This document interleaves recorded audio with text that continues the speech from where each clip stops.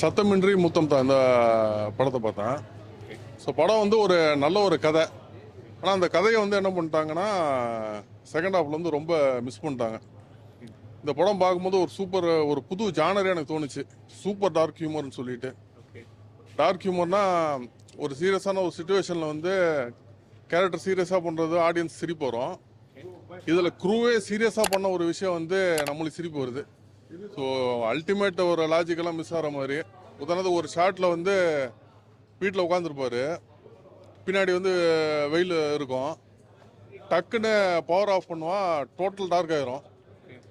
So power of பண்ணால் light உள்ளே of ஆகும், இது வெளியில் இருக்கிற சன்லைட்டும் சேர்த்து ஆஃப் பண்ணிடுவான். ஸோ அந்த மாதிரி ஒரு சில விஷயங்கள்லாம் வந்து சீரியஸானது கூட காமெடியா எடுத்துருக்காங்க. அந்த மாதிரி சொல்ல இல்லை படமே அவங்க சீரியஸாக எடுத்து வச்சிருக்காங்க, நம்மளுக்கு சிரிப்பு வருது. அந்த லட்சணத்தில் எடுத்து வச்சிருக்காங்கன்னு சொல்ல வரேன். லாஜிக் ஆக்சுவலாக உண்மையில வந்து கதை வந்து ஓரளவுக்கு நல்ல கதை தாங்க.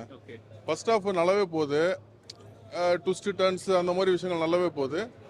பட் செகண்ட் ஹாஃப்ல வந்து கொஞ்சம் லாஜிக் ஓவர் மீறலாம் இருக்கு.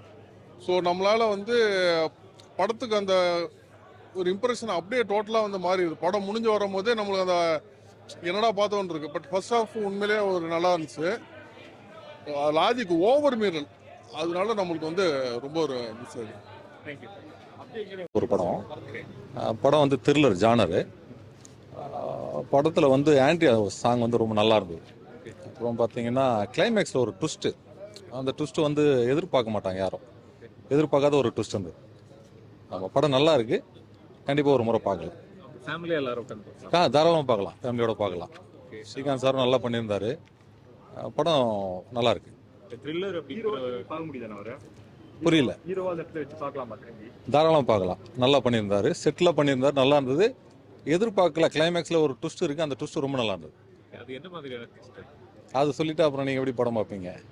படம் பார்க்கறவங்களுக்கு அந்த ட்விஸ்ட் தெரிஞ்சா நல்லா இருக்காதுல்ல? ஆமா, கண்டிப்பா. ஆமா, முதல்லயே வந்து ஒரு சைக்கோ த்ரில்லர் ஒரு சைக்கோ கொலைகாரன் ஒருத்தன் வருவான். அவன் யாருன்றதுதான் கதை போயிட்டே இருக்கும். ஆனா அந்த விஷயத்த நம்ம எவ்வளவு கெஸ் பண்ணாலும் அதை கெஸ் பண்ண முடியல. கிளைமேக்ஸ்ல அந்த விஷயத்த ரிவீல் பண்றப்போ பாத்தீங்கன்னா அது நாங்களும் உட்காந்து பேசிட்டே இருந்தோம், இவரா இருப்பார் அப்படின்னு சொல்லிட்டு பேசிட்டே இருந்தோம். ஆனா அதை கெஸ் பண்ணவே முடியல. அந்த கிளைமேக்ஸ்ல வந்த ட்விஸ்ட் ரொம்ப நல்லா இருந்தது. சாங் ஆண்ட்ரியா ஒரு சாங் பண்ணியிருக்காங்க, அந்த சாங் ரொம்ப நல்லா இருந்தது. ஸோ எதிர்பார்த்த அளவுக்கு அந்த ட்விஸ்ட்டை கரெக்டாக ஃபுல்ஃபில் பண்ணியிருந்தாங்க, அந்த ட்விஸ்ட்டை வந்து ஃபுல்ஃபில் பண்ணியிருந்தாங்க. நம்ம வந்து எதிர்பார்க்காத விஷயம் நிறைய இருக்கு. தேங்க்யூ.